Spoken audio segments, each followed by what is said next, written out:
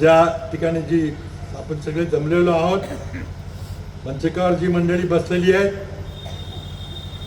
समतेच्या विचारानं, समाजवादी विचारानं प्रेरित होऊन कितीही अवघड लढाई असली तरी ती लढाई करणं आपलं कर्तृत्व आहे त्या भावनेनं आज लढतायत.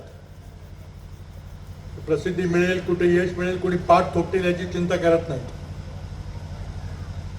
आणि त्या विचाराचा नेता आज आपल्यातून गेलेला आहे, डॉक्टर बाबा आढाव. ते आपल्यात नाही, त्यांना मी श्रद्धांजली अर्पण करतो. त्याचबरोबर काँग्रेस पक्षाचे एक मोठे नेते शिवराजी पाटील यांचंही आज दुःखद निधन झालं. माझ्या राजकीय जडणघडणीमध्ये शिवराज पाटील साहेबांचा मोठा वाटा आहे. किंवा मी जेव्हा पहिल्यांदा खासदार म्हणून दिल्लीत गेलो 1991 साली, तेव्हा ते संसदेचे अध्यक्ष होते.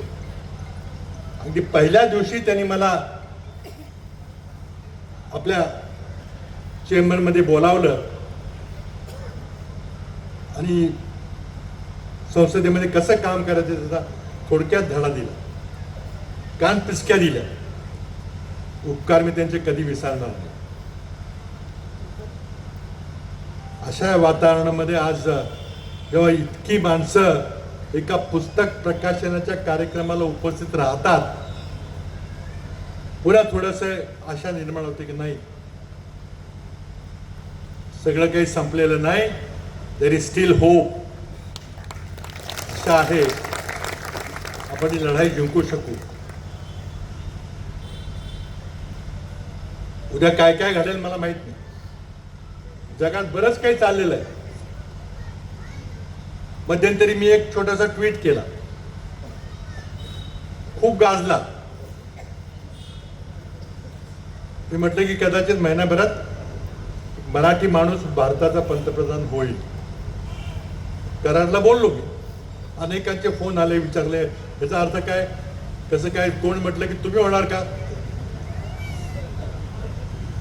कारण कोणाला त्याची पार्श्वभूमी माहीत नव्हती. आता मराठी माणूस पंतप्रधान व्हायचा झालं तर आत्ता बसला माणूस त्याला बाजूला गेलं पाहिजे. म्हणून आधी मी अधोरेखित केलं की नाव न घेता बहुतेक बदल घडण्याची शक्यता मला दिसते. आणि जर बदल घडला तर काँग्रेसचा काही पंतप्रधान होणार नाही, कारण आमच्याकडे बहुमत नाही. तर मग होणार हीच लोक, पण त्यांचा मग कोणताही दुसरा माणूस होईल, कदाचित मराठी माणूस होईल असा माझा संदर्भ होता. माझा इशारा होता 19 डिसेंबरला, कारण 19 डिसेंबरला अमेरिकेत संसदेने कायदा केलेला आहे.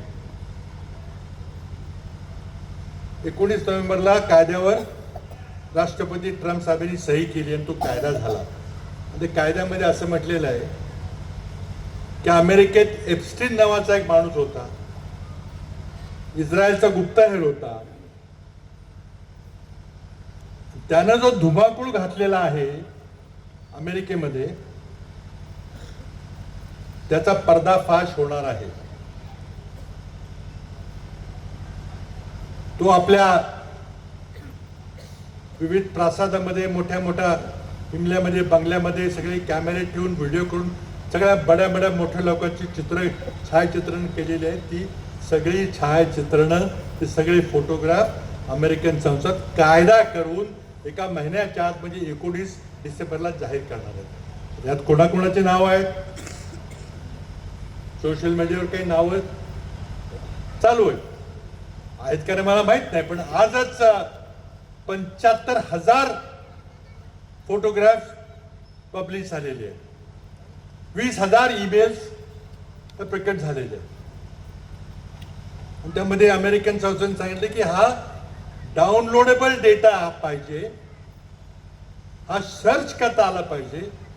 निवडणूक आयोग ज्याप्रमाणे मतदार याद्या कम्प्युटरवर आपल्याला तपास म्हटलेलं नाही, ह्या डाउनलोडेबल आणि सर्चेबल ही माहिती असेल आणि कोण कितीही मोठा व्यक्ती असला तरी आम्ही त्याला संरक्षण देणार नाही.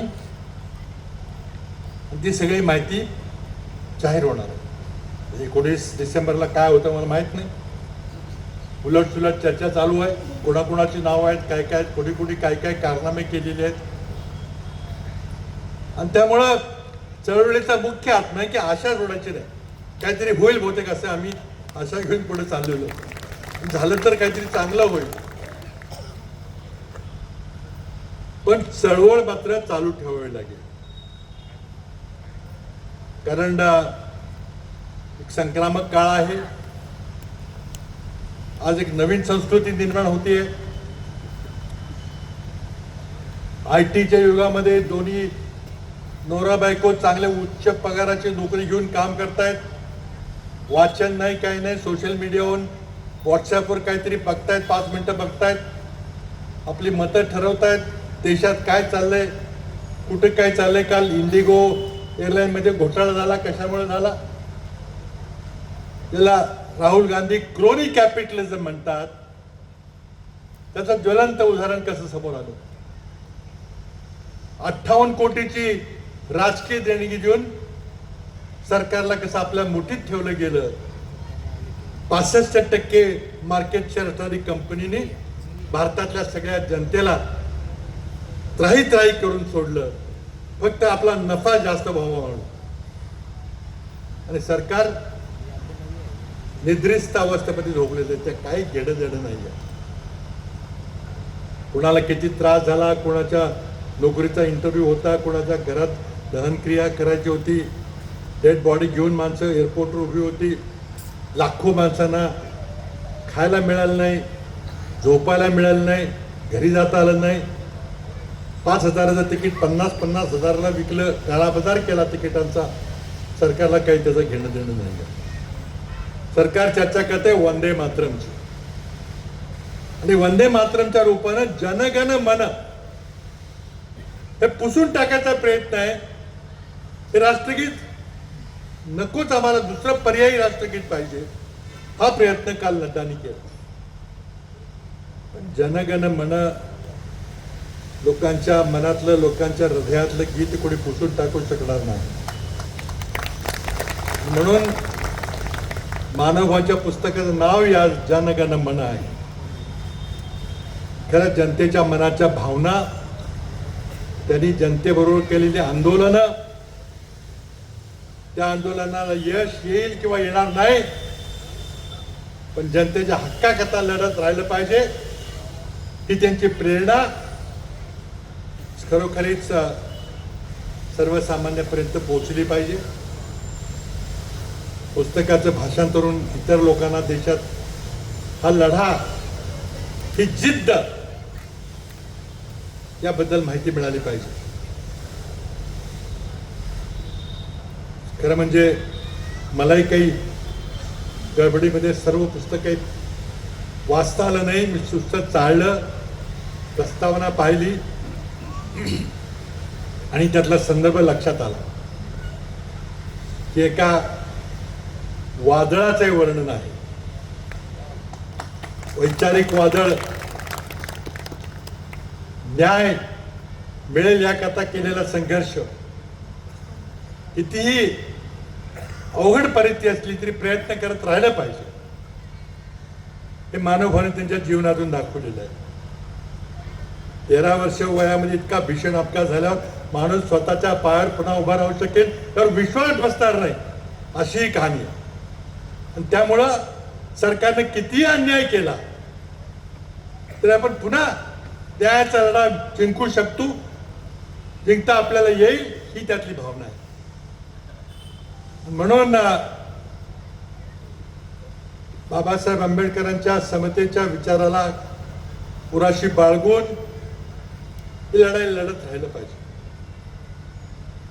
आज विशंभरजी, असीमजी लढतायत, कोणी येऊ नका, न येऊ, बोलवतील तिथे जातात, सांगतात, बोलतात, सरकारचा पर्दाफाश करायचा प्रयत्न करतात, त्यांना आमिषं दिली जातात, धमक्या दिल्या जातात, हल्ले होतात त्यांच्यावर. असीमची सनद रद्द करायचा प्रयत्न झाला, सगळं काही बेकायदेशीर झालं, तरी पण तो लढा चालू आहे. आणि तसाच मानवभावाचा लढा या परिसरामध्ये चालू आहे. न्याय करता, हक्का करता, सन्मानाने जगण्याकरता. म्हणून मला वाटतं जनगण मन एका वादळाचं नाव आज संबंध महाराष्ट्रात पोहोचेल. जिद्दीनं प्रयत्न केला तर आपण काय करू शकतो याचं ज्वलंत उदाहरण समाजापुढे विशेषतः युवा पिढी पुढे जाईल. त्यातून मला वाटतं नवा महाराष्ट्र नवा भारत उभारायची आपल्या सर्वांना प्रेरणा मिळत राहील अशी अपेक्षा करतो. आता एका चांगल्या कार्यक्रमाकरता मला सुभाषजींनी इथं बोलावलं, मलाही येता आलं, त्याबद्दल त्या सर्वांचे मी धन्यवाद व्यक्त करतो. आणि संघर्ष करत राहा. तुमच्या संघर्षाचा पहिला अध्याय आज लोकांच्या समोर आलेला आहे. पुढचा आपला प्रवास त्याचे पुस्तिका अशीच या ठिकाणी पुढे येईल आणि तुम्ही आयुष्यभर देशातल्या युवकांच्या करता एक आदर्श संघर्ष केल्यानंतर काय होतं हा आदर्श प्रस्तुत करत राहायची अपेक्षा व्यक्त करतो आणि थांबतो.